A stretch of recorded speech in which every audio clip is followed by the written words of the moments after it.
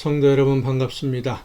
오늘도 우리 주님과 함께 하시는 가운데 하나님이 맡겨주신 사명 즐겁게 열심히 잘 감당한 복된 하루가 된 줄로 믿습니다. 이 시간 우리가 함께 은혜를 나눌 본문 말씀 마가복음 9장 33절부터 37절까지에 있는 말씀입니다. 마가복음 9장 33절부터 37절까지에 있는 말씀 봉독합니다. 가버나움에 이르러 집에 계실새 제자들에게 물으시되 너희가 길에서 서로 토론한 것이 무엇이냐 하시되 그들이 잠잠하니 이는 길에서 서로 누가 크냐 하고 쟁론하였습니다. 예수께서 앉으사 12 제자를 불러서 이르시되 누구든지 첫째가 되고자 하면 뭇사람의 끝이 되며 뭇사람을 섬기는 자가 되어야 하리라 하시고 어린아이 하나를 데려다가 그들 가운데 세우시고 안으시며 제자들에게 이르시되 누구든지 내 이름으로 이런 어린 아이 하나를 영접하면 곧 나를 영접함이요 누구든지 나를 영접하면 나를 영접함이 아니요 나를 보내신 이를 영접함이니라. 아멘. 예수님의 말씀을 이해하지 못하는 제자들이 예수님이 하시는 말씀, 특히 제사장들과 서기관들에게 버림을 받고 죽임을 당하게 될 것이다 라는 말씀을 하시는 이유에 대해서 제자들은 전혀 이해하지를 못하고 있었습니다. 그것뿐만 아니라 예수님의 말씀을 자기들의 생각을 가지고 해석하고 그래서 오해하고 있었다라고 하는 것이 드러나는 내용이 바로 오늘 본문의 말씀들입니다. 예수님의 제자들과 함께 예루살렘을 향해 가는 도중에 예수님의 죽으심에 대해서 다시 한번 이야기를 하신 것은 변화산에서의 사건이 중요한 이유가 되었다라고 할 수 있을 것 같습니다.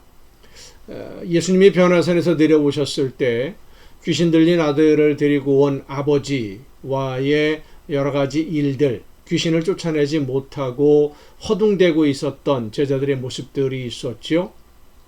이 제자들은 자기들이 전에는 귀신을 쫓아냈었는데 그 능력이 이번에는 나타나지 않았던 이유를 이해하지 못하고 있었습니다. 우리는 왜 못합니까? 전에는 했었는데 하는 이 제자들의 말이 도저히 자기들은 이해가 안 됐던 거지요. 전에는 분명히 귀신을 쫓아냈었는데 제자들에게 하나님의 능력이 나타나지 않은 것은 제자들이 하나님의 능력이 언제 어떤 방식으로 왜 나타나는지를 알지 못하고 있었고 이전에 예수님의 말씀을 따라 순종할 때 나타났던 그 능력들이 자기들에게 주어진 능력이라고 자기 능력이라고 착각하고 있었기 때문이고 서기관들이 보는 앞에서 많은 사람들이 보는 앞에서 자기들의 능력을 과시해 보려고 했기 때문인데 제자들이 이렇게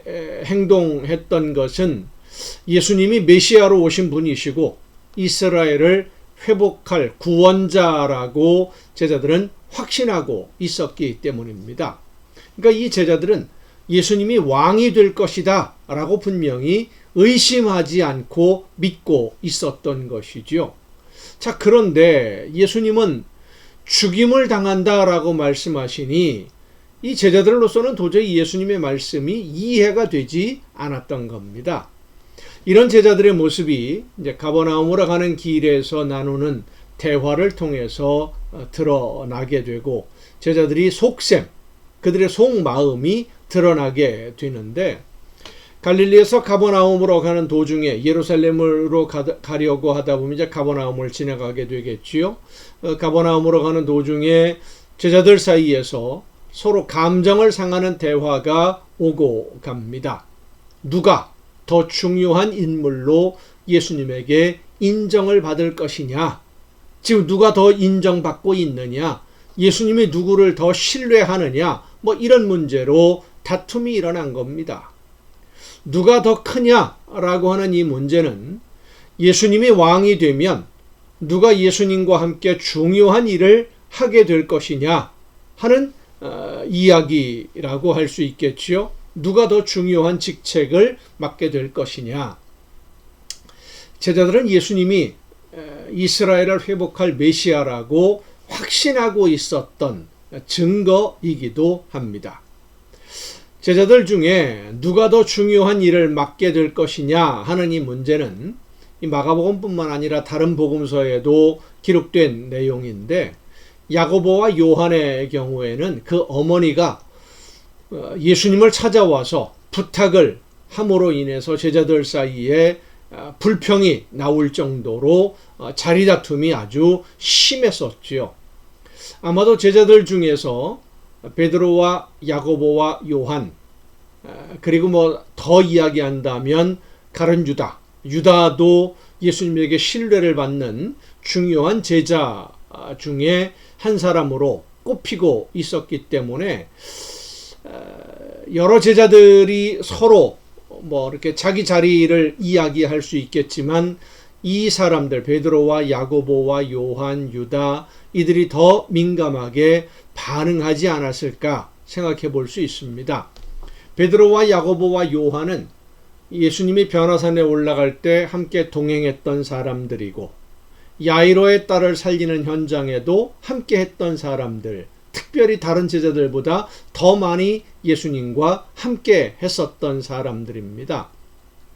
그래서 다른 제자들보다는 예수님에게 더 가깝다라고 인정하고 있었던 것으로 보여지는데, 베드로는 예수님과 전혀 모르던 사람이었었지요.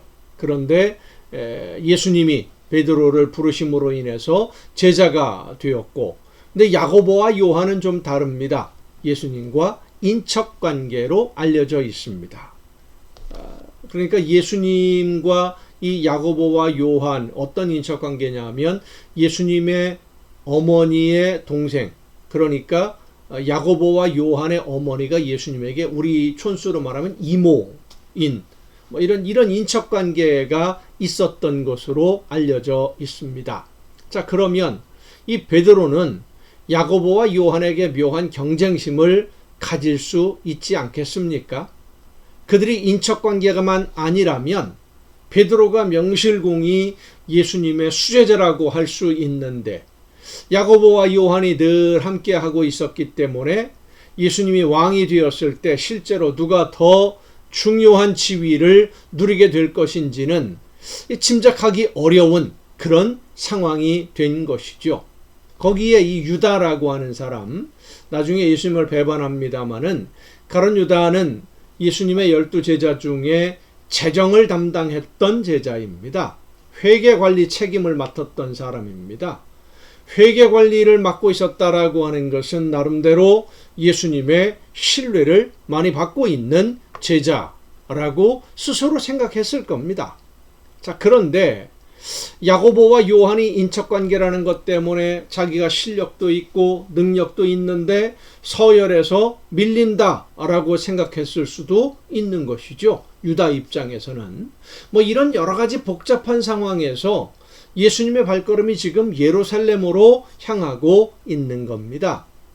유월절이라고 하는 유대인들의 최대의 절기가 다가오고 있고, 예수님에 대한 유대인들의 기대감도 높아만 가고 있는데, 예수님은 죽음을 이야기하시고 있지만은 실제로는 예루살렘을 향해 가고 있었고, 그러면 이번 6월절에 예루살렘에 가게 되면 어떤 일이 벌어질 것 아니겠는가 하는 의견들이 제자들 사이에서 오고 가고 있었을 것입니다.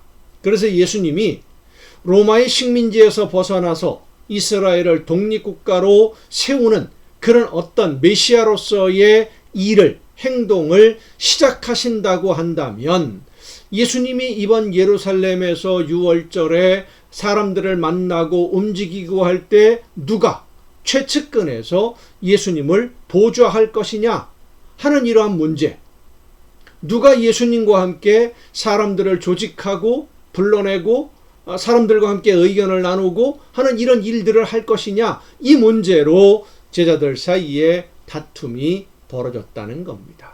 그리고 예수님은 제자들의 그런 마음, 전혀 예수님의 계획과는 다르지요. 예수님이 지금 죽음을 향해서 가고 있는데 제자들은 부귀 영화를 누릴 생각을 하고 있으니까요. 완전히 다른 이 제자들을 불러서 그들의 마음과 그들의 욕심, 그들의 기대를 아시고 제자들에게 말씀해 주십니다. 누구든지 첫째가 되고자 하면 무사람의 끝이 되어야 된다. 앞장서기를 원한다면 제일 뒤에서 밑에서 섬기는 사람이 되어야 된다. 겸손하게 섬기는 사람. 누구든지 내 이름으로 이런 어린아이 하나를 영접하면 곧 나를 영접함이요. 누구든지 나를 영접하면 나를 영접함이 아니요 나를 보내신 이를 영접함이니라. 어린아이는 그 당시 유대사회에서 중요한 사람이 아니었습니다. 쉬운 말로 하면 하찮은 사람으로 취급되던, 있으나 없으나 상관이 없는 이런 아이를 영접하는, 존귀하게 여기는 마음으로 모든 사람들을 섬기라는 겁니다.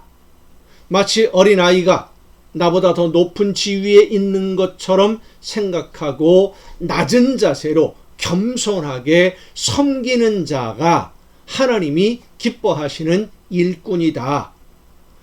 예수님의 이 말씀을 따라서 겸손하게 모두를 섬기고 겸손하게 하나님이 주신 귀한 사명을 감당해 나가는 여러분 모두가 될 수 있기를 간절히 바랍니다. 기도하시겠습니다. 오늘도 크신 사랑과 은혜로 저희들의 걸음을 이끌어 주시는 아버지 하나님, 하나님이 원하시는 뜻이 무엇인지를 깨닫고 맡겨주신 사명을 감당할 때 모든 사람들을 섬기는 겸손한 자리에서 하나님이 기뻐하시는 일들을 이루어가는 우리 모두가 되게 하여 주시옵소서. 이 모든 말씀을 예수님의 이름으로 기도하옵나이다. 아멘. 여러분 오늘도 수고 많으셨습니다. 내일 또 정한 이 시간, 이 가정예배 시간에 여러분 모두 함께 다 같이 만날 수 있기를 바랍니다. 내일 뵙겠습니다.